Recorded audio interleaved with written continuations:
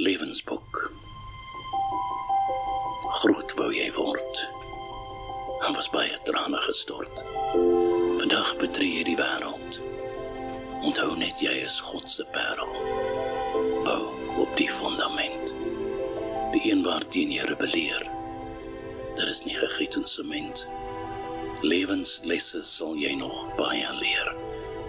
Vat elke dag met nuwe hoop. Laat die Here saam jou loop. Vrees geen mens. Lewe volgens jou eie wens. Vandag is die eerste hoofstuk in jou boek.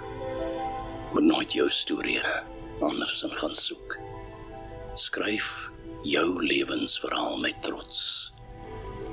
Bou jou toekoms op 'n rots. Kom kuier gerus by Boekwurm. Daar is stories en vele meer. Dankie vir die saamluister.